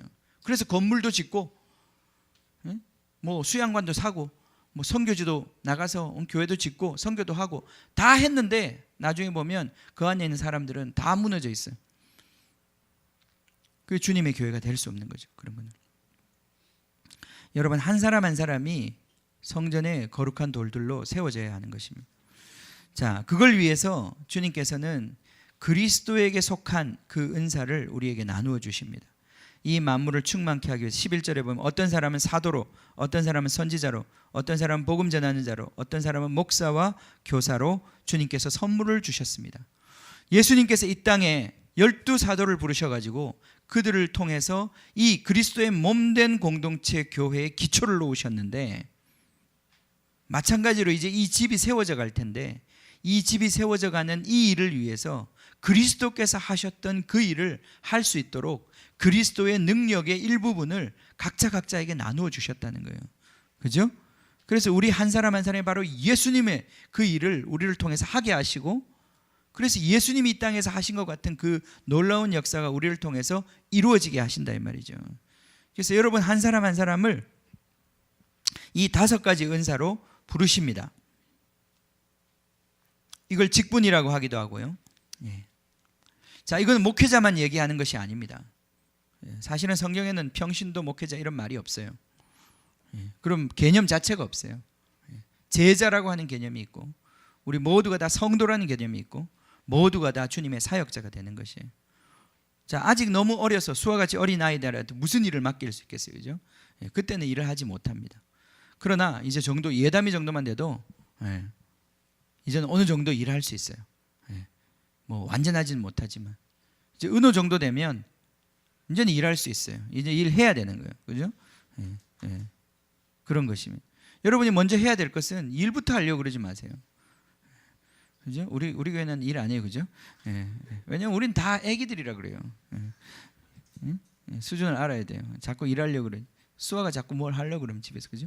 막 수아가 밥하겠다고 그러면 막 난동을 부리면 어떻게 되겠어요, 그죠? 어떻게 하실래요? 수아가 밥하겠다고 막 말려야 돼? 엄마 보고 막 못하게 하고 막 자기가 밥하겠다고 막 그러면 함 시켜봐요. 집에 불 안 내면 다행이죠, 그죠? 자, 그래서 성장하지 못하면 일하지 않는 겁니다. 자꾸 일부터 하려고 그러면 안 돼요. 이게 한국 교회가 너무나 일 중심적으로 많이 훈련받았었기 때문에 자꾸 어느 교회든지 자꾸 일을 시키려고 그래요. 일을 하려고 그러고. 근데 일을 하는 게 중요한 게 아니에요. 자기 안에 그리스도를 채우는 게 중요한 거예요, 그죠? 주님이 일하셔야지 여러분이 일하는 건 크게 도움이 안 됩니다. 그죠? 빈수레가 요란하다고. 하여튼 여러분이 일하면 시끌시끌해져요. 주님의 몸을 세우지 못해요. 일하지 않는 것입니다. 그리스도를 채우는 것입니다. 그리스도를 먼저 채우셔야 돼요. 그리스도로 충만하게 채워져야 돼요. 그러면 하나님이 여러분에게 주신 은혜와 은사를 알게 됩니다. 여러분 가운데서 은사가 드러나기 시작해요. 이 5가지 은사. 다른 곳에는 더 많은 은사가 있는데 여기 교회를 세우는 특별히 리더십의 은사는 5가지만 말씀하셨어요. 이 은사가 나타나야 돼요. 이 은사가 교회 가운데 작동하고 있어야 돼요. 그래야 교회가 성장하게 돼요. 성장한다는 건 숫자적으로 늘어나는 것도 포함하지만 그보다 더 중요한 것은 이 안에서 사람들이 변화되고 세워져 가는 것을 얘기해요. 자, 이게 하나님의 손길이에요. 하나님이 여러분을 향한 교회에 주신 손길이에요. 교회는 교회 안에서 이 사역의 작동이 일어남으로 말미암아 여러분 한 사람 한 사람이 그 은혜를 받음으로 이 그리스도의 사역을 받아들임으로 여러분이 변화되게 되는 거예요. 사도적 사역을 받아들임으로 여러분 안에 어떤 부분이 세워지는 거예요. 선지자적인 사역을 받음으로 여러분 안에 어떤 부분이 변화되는 거예요. 복음 전파자의 어떤 은혜를 받음으로 여러분 안에서 어떤 변화가 일어나는 거예요. 목사와 교사의 터치를 받음으로 여러분 안에서 어떤 변화가 일어나는 거예요. 그걸로 말미암아 여러분이 온전한 사람으로 자라가게 돼 있어요. 그러니까 하나님께서 이 교회에 주신 이 5가지 손가락과 같은 이걸로 지금 여러분을 빚으신단 말이죠. 이 5가지 손가락, 5가지 은혜로 말미암아 여러분을 빚으시는 거예요. 온전한 사람이 될 때까지. 그러니까 여러분이 자꾸 그걸 받아들이실 수 있어야 되는 사도적 사역을 받아들일 수 있어요. 사도적 사역을 받아들인다는 건 그거예요. 제일 중요한 건 순종이에요. 첫 번째 사도와 관련해서는 우리 교회 안에서 여러분 성장하지 못하는 이유 중에 하나는 권위의 순종이 잘 안 되기 때문에 그런 거예요. 권위의 순종이 안 되기 때문에. 권위의 순종을 배우셔야 되는 거예요. 순종이 안 돼. 특히 목사님이나 영적 지도자에게 순종이 잘 안 돼. 그러면 잘하지 못합니다. 이게 또 사도적 권세가 약하면 그 교회에서 영적 권위가 잘 세워지지 않아요. 그럼 사람들이 잘하지 못해요. 그러니까 사도권이 세워져야 돼요. 사도의 그 권세가, 사도의 그 권위가 확립돼야 돼요. 교회가. 어떤 교회는 가보면 이 사도권이 굉장히 강력한 교회들이 있어요. 그 목사님 권위가 굉장히 높죠. 목사님 말을 거의 하나님 말처럼 받아들이는 교회가 있어요. 그런 교회 좋은 교회? 좋은 교회. 좋은 교회. 저는 그런 교회 좋은 교회라고 생각해요. 권위주의적이라는 얘기가 아니에요. 우리 목사님은 하나님 보내신 사람이다. 사도라는 말이 보냈다는 말이거든요. 저 사람은 하나님의 사람이다. 그런 분명한, 지금 목회자라면 생각해요. 목회자는 그냥 사람이에요. 그죠? 많은 교회에서 그냥 사람이에요. 사람의 소리예요. 목회자는 나는 별 차이 없어요. 사실 인간적으로 무슨 차이가 있다는 얘기하는 게 아니에요. 그러나 어떤 교회에 하나님이 어떤 목회자를 세울 때 그에게 영적 권위를 주시는데 그게 사도적 권위인데 이 사도적 권위가 세워져야 그 권위를 받아들여야 여러분이 성장하기 시작하는 거예요. 그런데 이 사도적 권위가 많이 약화되어 있어요. 지금 교회들마다 많이 약화되어 있어요.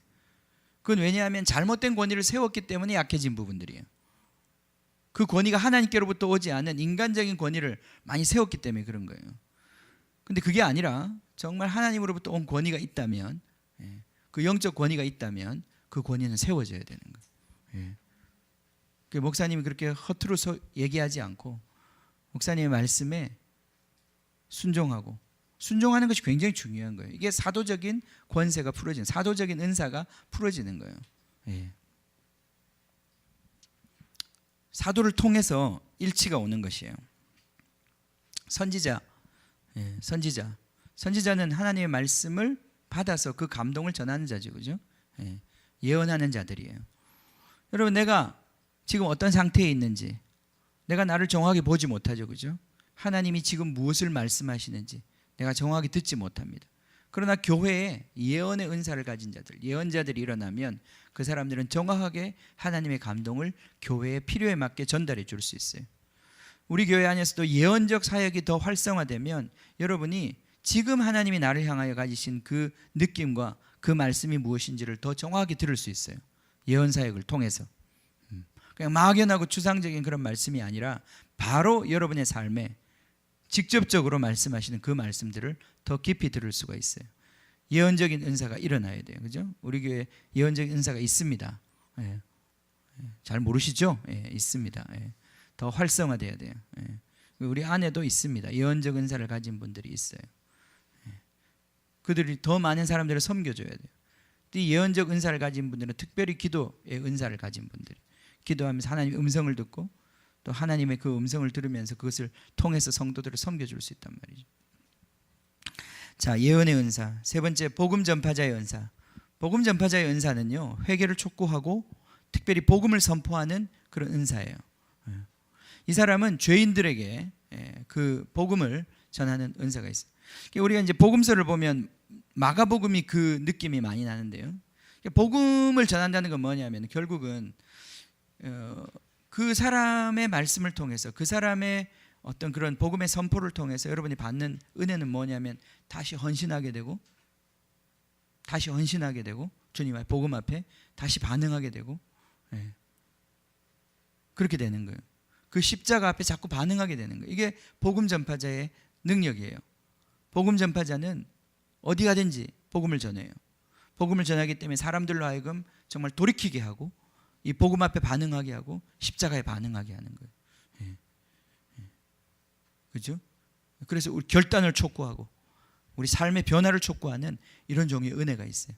이걸 여러분이 받아들일 때, 그걸 통해서 여러분이 은혜를 받을 때 여러분 삶에 진정한 어떤 회개와 변화가 일어나기 시작하는 거예요. 네 번째, 목사와 교사의 은사가 있습니다. 목사와 교사. 두 가지의 은사인데 목사는 돌보는 거죠, 그죠? 사람을 돌보는 것이에요. 그 사람을 돌보고 사정을 돌보고 배려하고 정말 그러한 은사가 있어요. 이런 사람을 만나면 정말 여러분의 삶이 돌봄을 받죠, 그죠? 지적을 받고 공급을 받고 그런 은혜를 받습니다. 그런가 하면 또 교사의 은사가 있습니다, 그죠? 교사는 여러분들을 하여금 깨닫게 합니다. 그리고 몰랐던 것 알게 하는 거예요, 그죠? 그래서 정확하게 여러분의 이 지식 체계를 잡아주어서 여러분이 하나님을 섬길 수 있는 사람으로 그렇게 만들어져 갑니다. 이렇게 5가지 주님이 일하시는 이 손길들이 교회를 통해서 나타나는데 이것이 사랑이란 말이죠. 이게 하나님이 여러분을 향한 사랑이라는 거예요. 이 사랑을 받을 때, 이 사랑을 여러분이 받을 때 여러분이 자라기 시작하는 거예요. 그리고 여러분도 이 사랑을 해볼 때 여러분 안에서 이 은사가 더 활성화된단 말이죠, 그죠? 그래서 이 몸이 이제는 거기 보면 스스로 세운다고 그랬어요. 스스로 세운다. 이 5가지의 은사가 막 몸 안에서 작동하기 시작할 때 이 은사를 사용하는 사람도 자라고 받는 사람도 자라면서 이 교회가 견고하게 세워진다는 거예요. 자, 그래서 12절에 가면 이는 결국 이렇게 사람을 이 5가지 은사를 통해 가지고 뭘 하려고 하시는 거냐? 그리스도의 몸을 세우는 것인데 주님의 목표는 그리스도의 몸을 세우는 거예요, 그죠? 아멘. 그리스도의 몸을 통해서 온 세상에 그리스도의 사랑을 나타내는 거예요, 그죠? 그게 바로 온 세상에 충만케 한다는 뜻이에요, 그죠? 그리스도로 충만케 한다. 하나님이 모든 것 안에 거하신다. 하나님의 통치가 이 땅 가운데 온다. 누굴 통해서? 그리스도의 몸을 통해서, 그리스도의 신부를 통해서 그렇게 오는 거란 말이에요, 그죠? 신부를 세우는 것이 이렇게 중요한 것인데, 몸을 세우는 것이 이렇게 중요한 것인데, 이 몸을 세우는 것이 바로 이 5가지의 은사의 작용을 통해서 몸이 세워지는데, 이 몸이 결국 무엇을 하는 것이냐? 이 몸이 바로 사람을 세운다, 온전하게 한다, 준비시킨다, 이런 뜻입니다. 온전하게 한다. 자, 이는 성도를 온전하게 하여 봉사의 일을 하게 하며, 이렇게 했어요, 그죠? 이걸 지금 번역이 좀 마음에 안 들어요.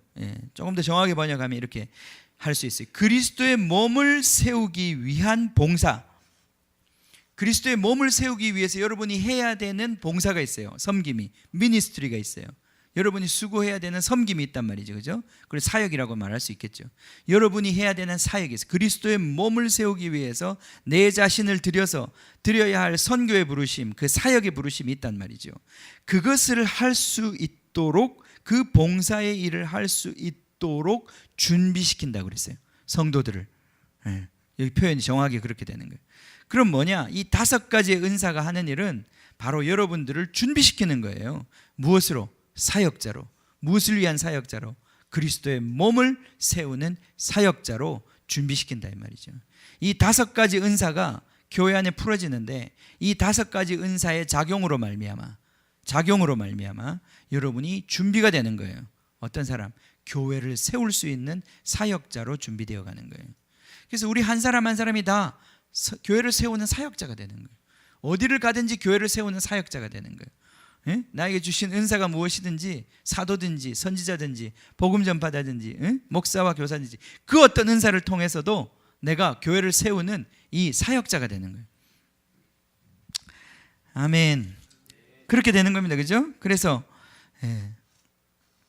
그리스도의 장성한 분량까지 우리가 세워져 가는 거예요. 하나님을 아는 것과 아들을 믿는 것과 아는 일에 하나가 되어 그 장성한 자까지 이제 자라가는 거예요. 결국 그렇게 되면 어떻게 되느냐? 14절에 이는 우리가 이제부터 어린아이가 되지 아니하여 사람의 속임수와 간사한 유혹에 빠져 온갖 교훈의 풍조에 밀려 요동하지 않게 함이라. 자, 장성한 자의 어떤 표직이 뭐냐? 나는 성장한 자인가? 나는 장성한 자인가? 나는 이제는 견고하게 세워진 사람인가 아닌가를 어떻게 보느냐? 이 세상의 풍조와 유혹 앞에 내가 얼마나 견고한 자인가? 그죠? 내가 이제는 진짜를 알고 진짜를 맛본 사람이기 때문에 그 어떤 가짜 비스름한 걸 가지고 나를 좀 유혹해도 그걸 전혀 그것에 요동하지 않는다는 거예요. 그죠? 않는다는 말이에요. 그죠? 우리 어린아이들은 유혹하기 얼마나 쉽습니까? 그죠? 그래서 어린아이들인 거예요. 어리석다고 그러죠. 얼마든지 우리 아이들은 조종할 수 있어요. 조작할 수 있어요. 제가 아침에 성경 우리 은혜 성경 읽힌다고 성경 읽으라고 안 읽으니까 그 읽으면 10절 읽으면 자면 10절 읽으면 내가 게임하게 해줄게. 그랬더니 성경을 읽더라고요. 조작하기 쉽습니다. 애들이 좋아하는 거 딱 그거 미끼로 딱 걸어놓으면 애들을 뭐든지 시킬 수 있어요. 그죠? 조작하기 쉬워요. 그게 어린아이예요. 근데 어른은 그렇게 하기 어려워요. 아직도 그렇게 미끼에 왔다 갔다 하시는 분들은 어린아이란 말이죠. 그렇죠? 여기 지금 견고한 어른들은 그렇지 않습니다. 단단한 식물을 먹기 때문에 그렇게 요동하지 않습니다. 사람이 요동하지 않는 거예요. 그러니까 내가 장성한 자가 되어 간다는 것은 결국 요동이 점점 작아지는 거예요. 웬만한 일로 요동하지 않아요. 웬만한 것으로 나를 움직일 수 없어요. 하나님의 말씀 아니고는 나를 움직일 수 없게 되는 거예요. 그렇게 되는 거예요. 그래서 15절 오직 사랑 안에서 참된 것을 하여 범사에 그에까지 자랄지라. 그는 머리니 곧 그리스도라. 그리스도 머리 대신 그분까지 우리가 자라가는 거예요. 그에게서 온 몸과 각 마디를 통하여 도움을 받음으로 연결되고 결합되어 각 지체의 분량대로 역사하여 그 몸을 자라게 하며 사랑 안에서 스스로 세우느니라. 자, 오늘 우리가 이제 리트릿을 가면서 제가 오늘 이 말씀을 다시 한번 주목하고 이제 보는 이유는 교회가 무엇인가? 여러분, 교회는 혼인잔치의 초대함을 받은 것이에요. 그것이 어디 종말론적으로 나중에 주님 앞에만 초대를 받는다고 생각하시면 안 돼요. 우리는 여기 지금 와 있는 이것 자체가 주님의 초청 가운데 와 있는 거예요. 우리는 다 부르심에 의해서 여기 와 있는 거예요. 내가 오고 싶으면 오고 가고 싶으면 간다고 생각하시면 안 돼요. 주님의 그 큰 목적, 만물을 그리스도로 채우시고자 하는 그 큰 목적 안에서 우리를 이 자리에 부르신 거예요. 그죠? 이 자리에 부르신 거예요. 그죠? 그걸 우리가 인식을 해야 되는 거예요. 그리고 우리가 여기서 정말 그리스도로 충만해지는 삶을 계속 그것에 대한 어떤 인식을 놓치면 안 되는 거예요. 교회 생활을 그냥 할 것이 아니라 내가 바로 그리스도의 이 몸을 세우기 위해서, 그죠? 그래서 이 세상에, 이 온 세상 가운데 그리스도의 그 충만하신 사랑을 나타내기 위해서 우리가 여기 있는 거란 말이죠. 우리 서로에 대해서 마음에 안 드는 것이 있고 또 부족한 것이 있다 할지라도 여기 오래 참음으로 사랑 가운데서 서로 용납하고, 용납한다는 게 뜻을 찾아보니까 참아주는 걸 말해요. 견디어주는 것. 당신 몸에서 냄새가 나는데 그걸 내가 견뎌주는 거예요. 이렇게 웃으면서 겸손과 온유로 오래 참음으로 사랑 가운데서 서로 용납하고 평안에 매는 줄로 성령이 하나 되게 하신 것을 힘써 지켜라. 이것 속에서 우리 한 사람 한 사람이 그리스도로 충만해지는 사람으로 자꾸 변화되는 거예요. 자, 그래서 교회는 영광스럽습니다. 교회는 영광스럽습니다. 교회는 죄인을 부르러 오셨거든요. 그 죄인이 여기서 의인되는 곳이에요. 죄인들이 모인 곳이었지만 그것이 놀랍게도 거기서 의인들이 탄생하는 곳이에요. 그것이 바로 교회인 것입니다.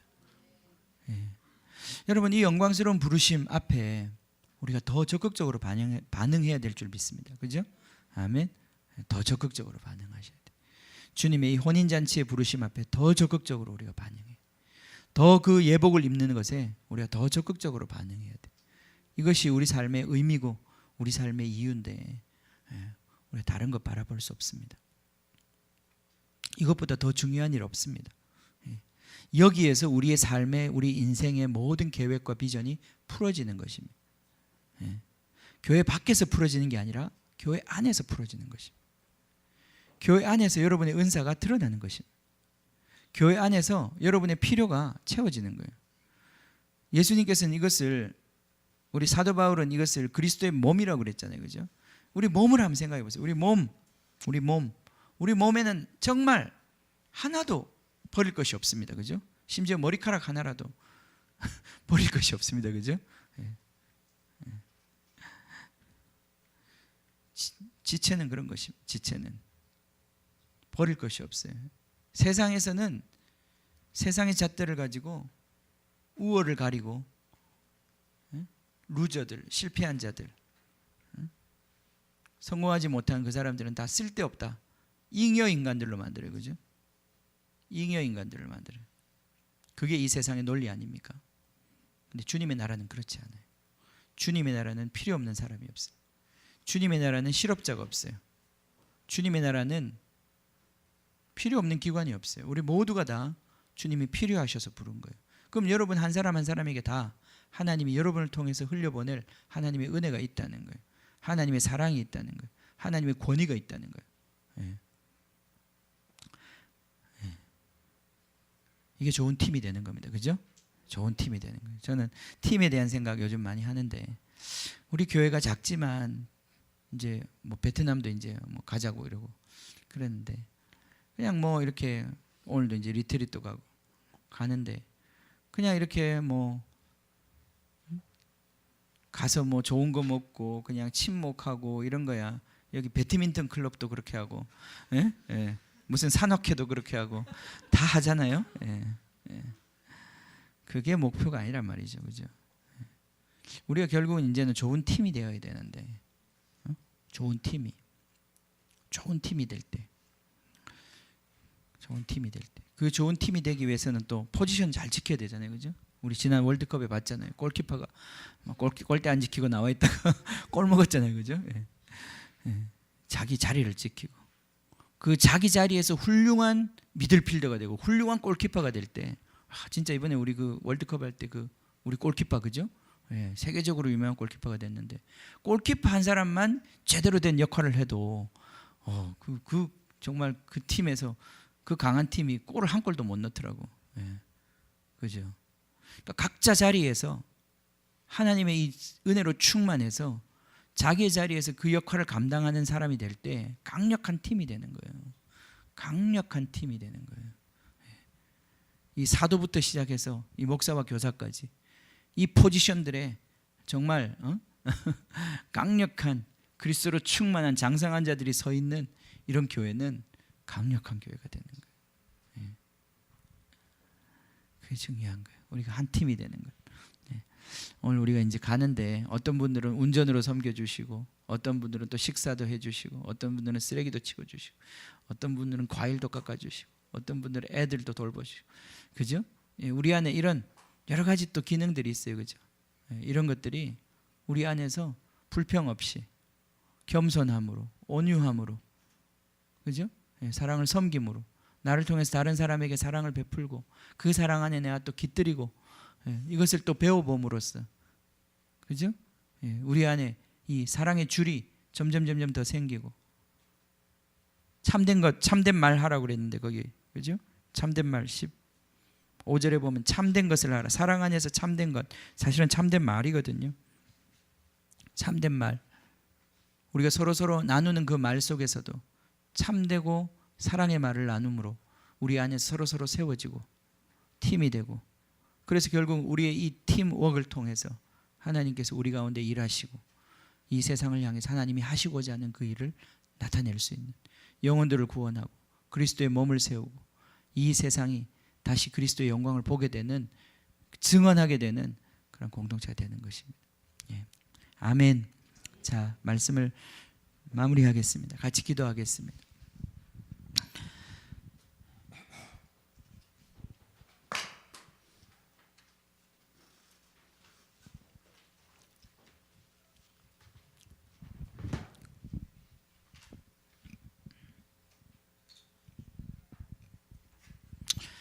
아멘.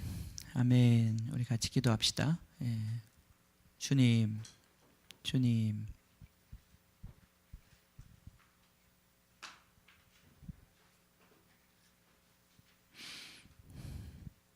우린 다 부름받은 사람들입니다. 부름받음. 이 자리에 온 사람 중에 한 사람도 사실은 자기 발로 걸어온 사람이 없습니다. 다 우리는 어떤 모습으로든지 하나님의 부르심을 받아서 이 자리에 와 있습니다. 그 부르심 속에는 또 합당한 삶의 요구가 있습니다. 그건 어떤 우리 삶의 생활의 인격적인 요구도 있고, 또 어떤 의무도 있고 임무도 있고, 또 그것 안에는 정말 우리가 또 드려야 할 헌신도 있습니다. 이 복음에 합당한, 이 주님 우리의 부르심에 합당한 삶을 살아야 한다. 그 예복을 입어야 한다.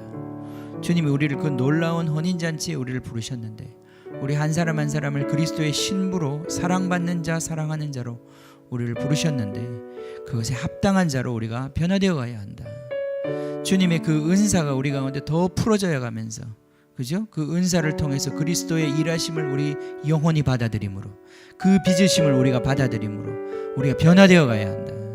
사도의 그 은혜를 받아들임으로, 선지자들의 그 말씀을 받아들임으로, 복음 전파자의 그 결단과 촉구하는 그 외침을 받아들임으로, 또 교사의 그 가르침을 받아들임으로, 정말 목사들의 그 위로와 그 돌봄을 받아들임으로 우리가 정말 변화되어 가야 한다. 정말 강한 그 포지션에서 강한 자들로 세워져 가야 한다. 주님, 이것이 바로 우리를 향한 부르심인 줄 믿습니다. 주님, 우리가 이곳에 있습니다. 정말 우린 약한 자들입니다. 약한 자라고 오늘 많이 우리가 오늘 찬양했습니다. 주님, 그러나 그 약함을, 그 약한 자들을 불러서 주님은 강한 자들을 부끄럽게 하시는 하나님의 계획을 갖고 계십니다. 주님, 우리가 약하지 않습니다. 우리는 그리스도와 함께하기에 결코 약하지 않습니다. 아버지 하나님, 다시 한번 이곳에서 정말 우리를 교회로 불러주신 주님의 은혜 앞에 우리가 다시 한번 서기를 원합니다. 우리의 어떠함이 아니라 주님의 은혜로 서기를 원합니다. 우리 한 사람 한 사람 주님을 섬기기를 원합니다. 주님을 섬기듯이 성도들을 섬기기를 원합니다. 오늘 우리가 1박 2일 동안 우리 함께하는 모든 시간 동안에 정말 우리 한 사람 한 사람을 예수님처럼 섬기기를 원합니다. 주님, 우리가 그렇게 사랑하고 그렇게 사랑받기를 원합니다. 사랑받는 자들이 되기를 원합니다. 주님, 우리의 이 정말 모든, 주님 정말 우리의 리트릿, 정말 모든 시간을 주님 기름 부어 주시옵소서. 주님, 평안에 매는 줄로 메워 주시옵소서. 성령의 하나 되게 하시는 것을 우리가 힘써서 정말 우리가 모든 힘을 다해서 지켜낼 수 있는 저희들이 되게 하여 주십시오. 성령께서 우리를 얼마나 하나로 모으시고 암탉이 새끼를 뿜는 것처럼 우리를 하나로 모으시고자 하시는지 정말 그 힘과 은혜를 느끼게 하여 주시고, 우리가 서로가 서로에 대해서 그러한 자로, 그러한 사랑하는 자로 서 있게 하여 주십시오. 주님, 그 은혜가 이번 주님 우리 1박 2일 리트릿 가운데 풀어지게 하여 주시옵소서. 주님, 넘치게 하여 주시옵소서. 우리 가운데 그 참된 것, 참된 사랑, 주님 우리 그 은혜, 그 은사들 우리 가운데 풀어 주시옵소서. 같이 기도하겠습니다. 주여,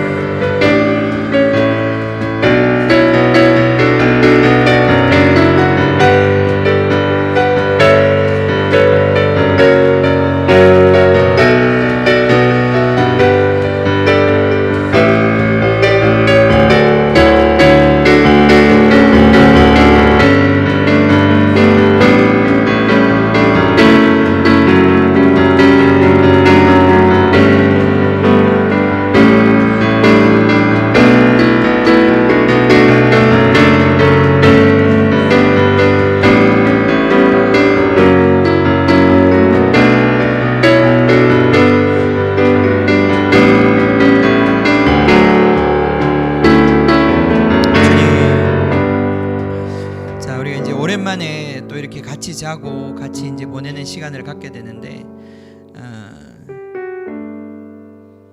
질서 안에 여러분이 머무셔야 합니다. 그죠? 질서는 우리를 억압하는 것이 아니라 참된 질서는 우리를 자유롭게 해줍니다. 그죠? 우리가 하고 싶은 것, 막 먹고 싶은 것 가보면 늘 그래요. 이렇게 왜 그렇게, 그죠? 평소에는 안 그랬는데 이렇게 함께 모여서 뭔가 해보려고 그러면 그 안에서 막 뜻이 안 맞아가지고 애들도 보면 맨날 싸워요. 진라면 주면 신라면 먹겠다 그러고, 매운맛 주면 순한맛 먹겠다 그러고, 또 순한맛 주면 매운맛 먹겠다 그러고. 우리 마음을 우리가 알 수가 없어. 그 마음을 다 맞출 수가 없어요. 방법은 뭐냐? 죽여야 돼요. 그죠? 자아를 죽여야 돼. 자아를 죽이고 주님이 주시는 그 질서 안에 머무는 것이에요. 그죠? 그 질서 안에서 자유를 누리고 그 질서 안에서 서로를 섬기는 것입니다. 이번 우리 리트릿이 그렇게 되기를 원합니다. 여러분, 다른 사람에게 한번 맞춰줘 보세요. 다른 사람에게 한번 자기 자신을 내어줘 보세요. 양보해줘 보세요. 그죠? 우린 그렇게 잘 합니다만 더욱더 그런 시간이 되어야 될 것입니다. 더 돌아보고 혼자 있는 사람이 없는지 말도 붙여보고, 어떻게 내가 주님을 섬겨야 할지, 내가 이 사람들을 어떻게 섬겨야 할지, 우리 지체들을 어떻게 섬겨야 할지. 나 중심적으로 가면 끝도 없습니다. 나를 채우고 나를 섬겨라, 이건 지옥이 되는 거죠. 근데 우리 여기 있는 모든 사람들이 다 섬길 준비를 하고 순종할 준비를 하고, 그렇게 되면 좋은 팀이 되는 거예요. 그렇게 되면 우리 가운데서 우리가 짧은 시간이지만 천국을 맛보는 것입니다. 하나님의 풍성함을 맛보는 것이에요. 아주 만족함을 맛볼 수 있어요. 저는 우리 수련회가, 우리 리트릿이 그렇게 되기를 원합니다. 우리 안에서 그냥 기쁨이 넘치고 희락이 넘치고, 그죠? 화평이 넘치고, 주님 우리 가운데서 그 의로움이 넘치는 그런 즐거움과 정결함과 거룩함이 우리 가운데 머무는 그런 즐거운 시간이 되기를 원합니다. 아버지 하나님이, 주님이 성령의 질서가 이 시간 우리 가운데 임하게 하여 주십시오. 성령의 하나 되게 하심이 우리 모두를 덮게 하여 주십시오. 우리 아이들을 덮게 하여 주십시오. 우리 모든 사람들의 마음을 지배하게 하십시오. 주님, 우울한 사람 없게 하여 주십시오. 주님, 자기 연민에 빠져있는 사람들 없게 하여 주십시오. 주님, 오직 주님의 나라를 생각하며 하나님 나라를 생각하며 하나님의 의를 구하며 섬기고자 하며 내어주고자 하며, 주님 이 모든 것 가운데서 하나님의 나라, 주님 하나님의 나라를 구하는, 그리스도의 충만함을 구하는 그러한 주님 우리 리트릿이 되기를 원합니다. 아버지 하나님, 기름 부어주시옵소서. 기름 부어주시옵소서. 기름 부어주시옵소서.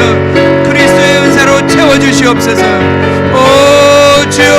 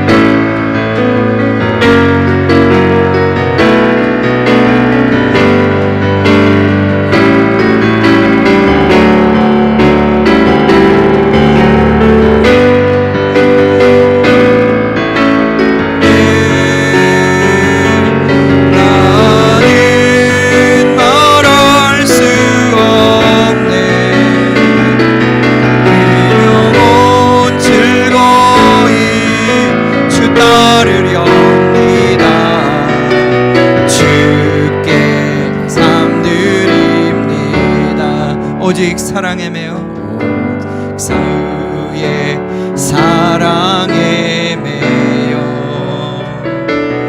내 영 기뻐 노래합니다.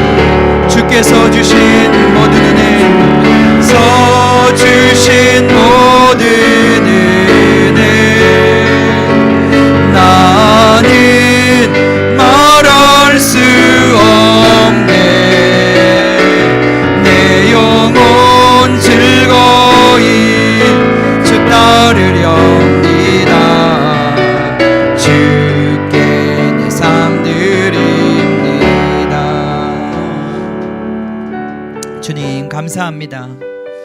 주님, 정말 우리는 혼자가 아닙니다. 우리는 고아가 아닙니다.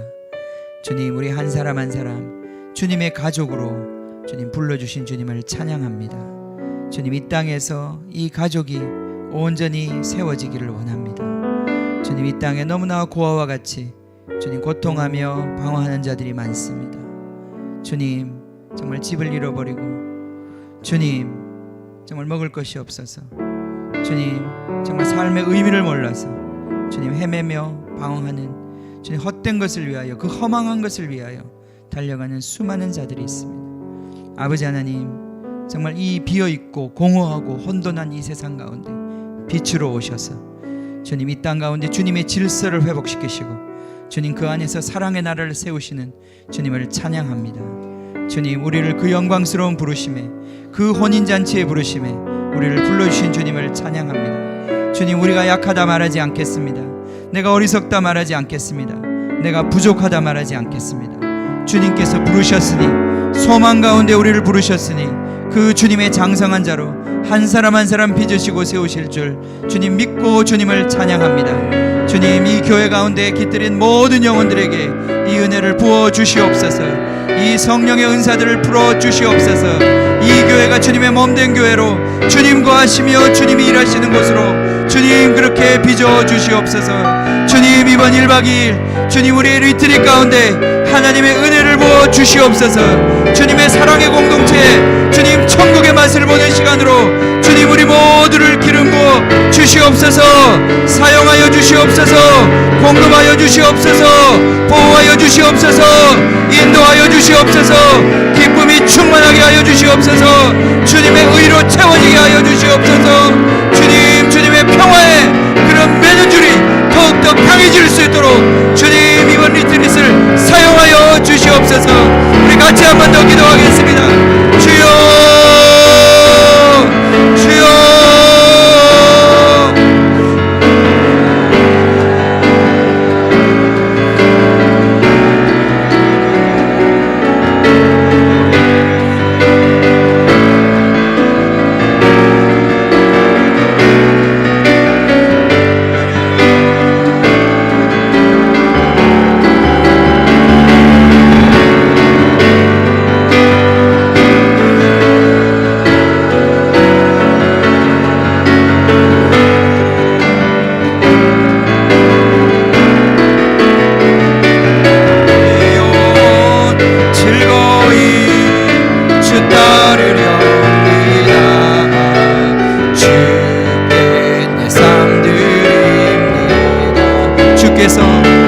주께서 주신 모든 은혜 나는 말할 수 없네. 내 영혼 즐거이 주 따르렵니다. 주께 내 삶 드립니다. 아멘. 우리 옆에 분들 같이 한번 보면서 당신을 환영합니다. 당신을, 주님의 집에 오신 당신을, 당신 주님의 몸에 오신, 그리스도의 몸에 오신 당신을 환영합니다.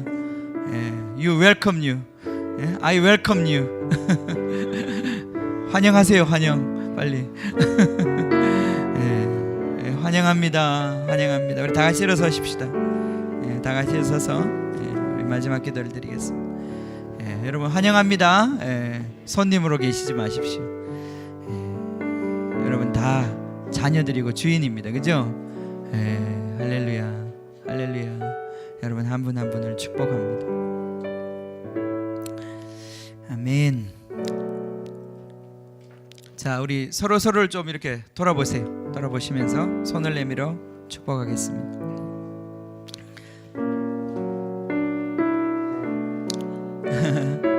그럼 둥그렇게 서시든지, 뭐 적당히 서시든지, 그래요. 둥그렇게 섭시다. 사람도 얼마 안 되는데,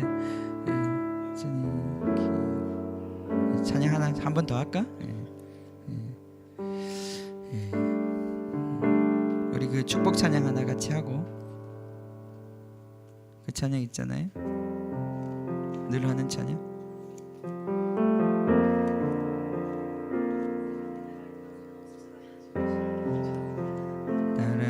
라라라라라.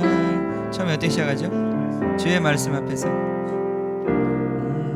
주의 말씀 앞에선 당신은 참된 예배자 그토록 찾으시던 하나님의 기쁨. 다시 한 번 더.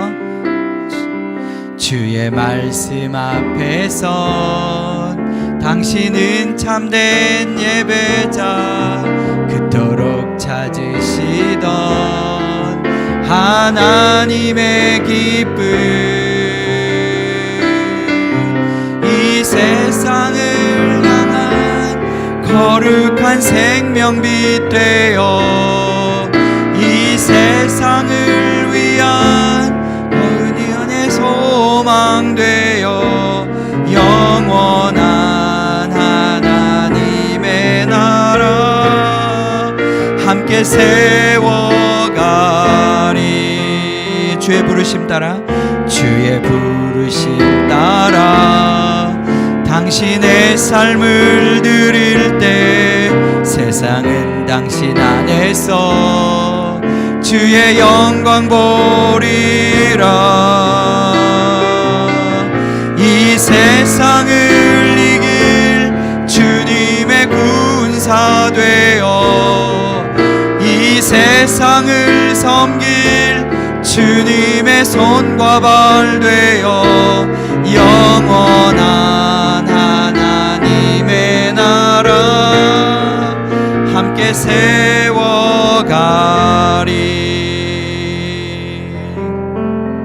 아멘.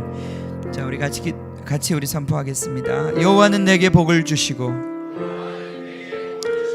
너를 지키시기를 원하며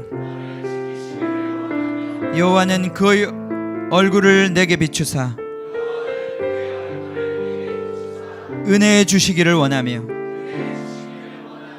여호와는 그 얼굴을 내게로 향하여 드사 샬롬 주시기를 원하노라. 아멘. 아멘. 아멘. 우리 예배 마치겠습니다.